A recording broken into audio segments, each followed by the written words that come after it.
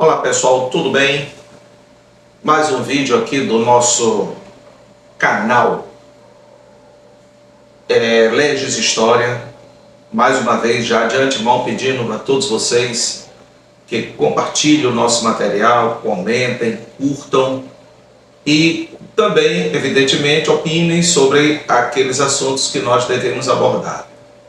Recebi várias mensagens no privado pedindo para falar exatamente sobre essa questão do golpe do Níger, situação que arrisca todo o continente africano e, por que não dizer, a geopolítica mundial. Também sobre essa questão da aproximação de uma possível guerra ali envolvendo mercenários do grupo Wagner, do Prigozhin, mercenário, grupo este que saiu do território da Rússia e que hoje se encontra próximo à fronteira da Polônia, que, diga-se de passagem, é um país da OTAN, Organização do Tratado do Atlântico Norte, e também falar como é que estão se encaminhando, como é que está sendo encaminhada essa elevação do conflito na Ucrânia, com essa tentativa da Ucrânia ter que retomar territórios que foram ocupados, que foram invadidos pela Rússia. Em primeiro lugar, trabalhar hoje, no caso, nesse material, nesse vídeo, sobre essa questão do golpe do Níger. Preste bem atenção numa situação aqui que, como sempre digo, será realmente que a Guerra Fria acabou? A Guerra Fria, que na prática em si começou em 1945, vale ressaltar que os Estados Unidos e a União Soviética se uniram durante a Segunda Guerra Mundial. Apesar da União Soviética ser um país socialista, os Estados Unidos da América ser um país capitalista, mas soviéticos e norte-americanos se uniram e lutaram juntos na Segunda Grande Guerra Mundial, exatamente com o objetivo de tentar frear o avanço do nazifascismo. Nazifascismo que surgiu e cresceu graças à benevolência dos Estados Unidos, da França, da Inglaterra, do Canadá, que permitiram que Hitler se armasse na perspectiva de que ele iria atacar a União Soviética, porque o nazifascismo em si, o principal objetivo do nazismo não era combater em si os judeus, mas sim combater o socialismo. Socialismo esse que avançou principalmente a partir da Revolução Russa, em outubro de 1917. Então o nazismo nasceu para combater o socialismo. Então eles permitiram que Hitler se armasse, a contrassenso do que determinou o Tratado de Versalhes pós-Primeira Guerra Mundial, que proibiu a Alemanha de ter armas de guerra, na perspectiva realmente de que a Alemanha armada atacasse a União Soviética Socialista, que nasceu com essa denominação em 1922. E desse confronto entre o nazismo alemão e a União Soviética, ambos ficariam fracos, seriam fragilizados por uma guerra, no que as potências ocidentais, diga-se, Estados Unidos, França, Inglaterra, Canadá, se aproveitariam para atacar os dois, derrotando-os ao mesmo tempo. Quando acabou a Segunda Grande Guerra Mundial, que na prática começou a Guerra Fria, a União Soviética e os Estados Unidos dividiram praticamente o controle sobre o continente europeu. A Europa, parte leste, no controle da União Soviética, influência, portanto, socialista, e o lado oeste, o lado ocidental da Europa, sob o controle norte-americano, francês e inglês. Muito bem. Nesse período, aproveitando-se da fragilidade europeia, Europa que fora destruída pela Segunda Guerra Mundial, os países africanos e asiáticos começaram um processo de descolonização, ou seja, de independência. Pelo menos 60 países lutaram e conseguiram suas emancipações políticas, principalmente em relação aos países europeus. Detalhe: quem apoiou decisivamente a independência dos países africanos e asiáticos em relação aos países europeus capitalistas? A União Soviética. Ou seja, o socialismo, além de frear o nazismo a partir da Batalha de Stalingrado, Stalin e Nikita Khrushchev, que substitui Stalin em 1953 com a morte deste, o socialismo soviético, além de frear o nazismo na Batalha de Stalingrado, também a União Soviética, o socialismo, apoiou a independência dos países africanos e asiáticos colonizados pelos europeus.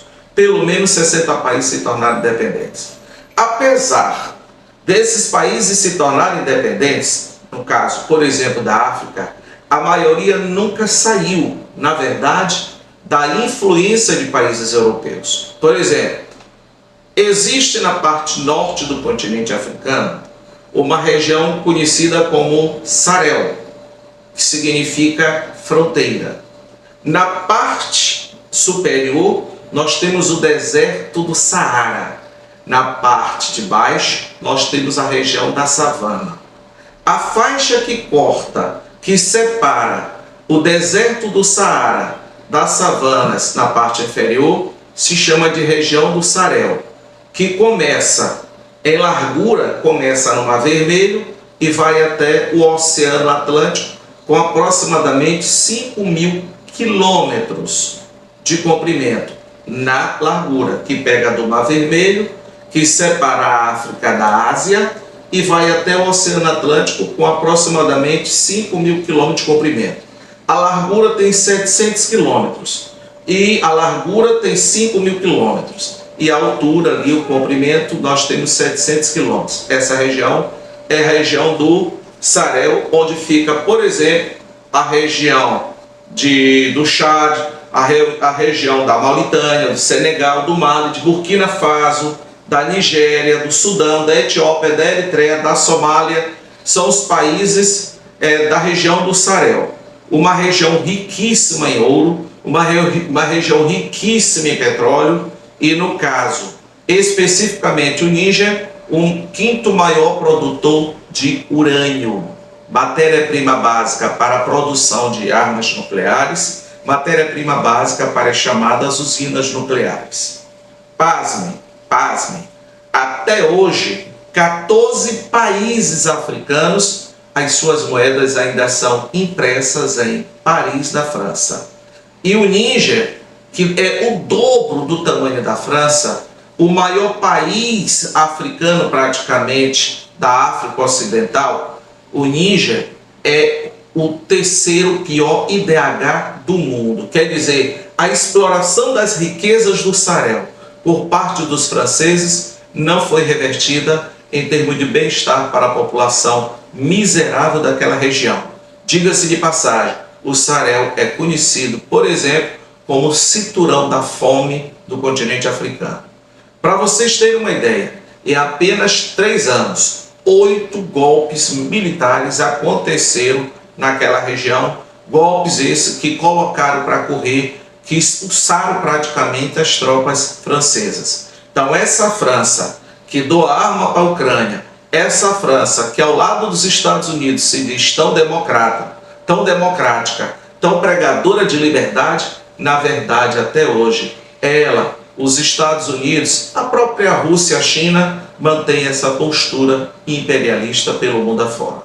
Detalhe, há 2 semanas, Vladimir Putin, presidente da Rússia, conseguiu reunir 40 países africanos. Então, em torno de 40 líderes africanos se reuniram com Vladimir Putin em clara demonstração de um possível acordo com o presidente da Rússia. E esses golpes que acontecem hoje na região do Sahel, praticamente eles têm apoio da Rússia e da China. Então reparem como a geopolítica na região está se desenrolando.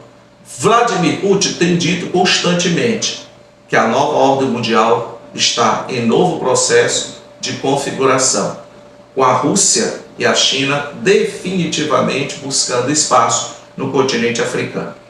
A CEDEAO, que significa Comissão Africana Ocidental, Comissão Econômica dos Países da África Ocidental, composta essa comissão por 15 países, deu até domingo para que houvesse a libertação do presidente eleito democraticamente do Níger, pró-França, Mohamed Bazoum.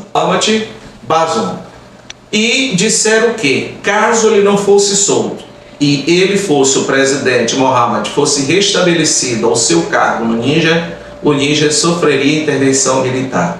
Observe bem, a Comissão Econômica dos países da África Ocidental, que são 15 países, deram ultimato ao Níger, que também é da região do Sahel, deram ultimato para que até domingo passado o presidente deposto, eleito democraticamente naquele país, aliado dos franceses, pró-França, fosse restabelecido ao seu cargo e o golpe definitivamente fosse contido, sob pena do Níger ser invadido pela comissão. Detalhe, o Mali e Burkina Faso disseram que, caso haja uma tentativa de intervenção militar na região do Níger, eles irão considerar como uma declaração de guerra e, consequentemente, irão pegar em armas em defesa do Níger. Por quê? Porque praticamente esses golpes na região do Sahel tiveram apoio da França e da China e, consequentemente, os golpistas receberão ajuda financeira e receberão ajuda militar, tanto dos russos como dos chineses. Repare que isso é parte de consequência, é um reflexo, é um efeito colateral dessa guerra que existe hoje entre a Ucrânia e a Rússia. Com a Ucrânia tendo apoio das potências ocidentais e a Rússia tendo apoio principalmente da China. Então é a reconfiguração da geopolítica no mundo, na região do leste europeu, do continente asiático e, por que não dizer, também do continente africano. Um detalhe importante, o grupo Wagner, grupo de mercenários russo, tem participado ativamente de todos esses golpes no continente africano. Então, olha a inteligência, a esperteza, a estratégia de Vladimir Putin. Ele não prendeu o Prigozhin, líder, chefe, proprietário do grupo Wagner, que é o grupo de mercenários. Por quê? Porque ele tinha certeza que logo ele iria utilizar o grupo Wagner nesses avanços, principalmente pelo continente africano, e como está agora fazendo.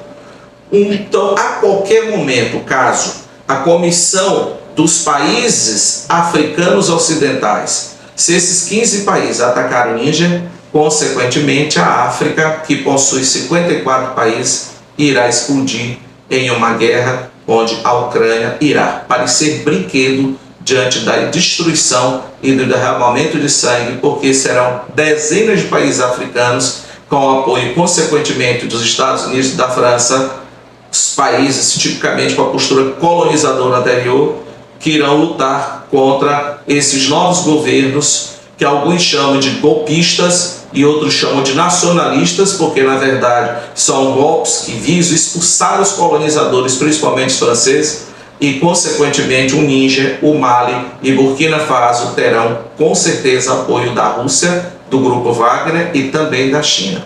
Portanto, é um novo derramamento de sangue que possivelmente se avizinha agora no continente africano, demonstrando que a Guerra Fria definitivamente não acabou. Os seus reflexos, a sua continuidade até hoje mostram aos nossos olhos que os interesses econômicos, a geopolítica é muito mais importante e que tudo na verdade é encoberto por discursos falsos de defesa da liberdade e da democracia. Então, nesse debate, nesse embate, nesses confrontos, ninguém aí tem pureza, tem apenas interesses econômicos na região da África, que infelizmente continua sendo o túmulo do mundo. Então a região do Sahel, a qualquer momento, irá entrar em uma guerra de proporções hecatômicas. Então a gente pede que realmente a ONU, que nunca teve força em relação às grandes potências ocidentais e à Rússia, definitivamente tome o papel de protagonista para evitar uma guerra gigantesca, um derramamento de sangue, infelizmente contra o pobre povo africano, que muita riqueza tem mineral e vive na miséria, no cinturão da fome, principalmente na região do Sahel. Outra situação extremamente preocupante, que eu vou começar agora e também me prolongar em outro vídeo, é na região da Polônia. O grupo Wagner se estabeleceu depois da Rússia em Belarus. E o grupo Wagner está acampado próximo à fronteira da Polônia. Detalhe, vale ressaltar, vale relembrar, a Polônia faz parte da OTAN. Se por acaso houver um breve conflito, um breve tiroteio na fronteira da Polônia, com certeza, artigo 5º do Estatuto da Organização do Tratado do Atlântico Norte da OTAN determina a entrada definitivamente do bloco e pode assim explodir a Terceira Grande Guerra Mundial. Muito obrigado mais uma vez a vocês e tomara, oxalá, que o continente africano não desemboque em um gigantesco derramamento de sangue que, infelizmente, parece que a situação não terá um bom desfecho, já que hoje a França provavelmente atacou a região de Sami, no Níger, uma região produtora de ouro, e que o Níger acusou a França e a França nega o ataque. Vale ressaltar que mais de 70% da energia produzida na França é exatamente com o urânio do Níger.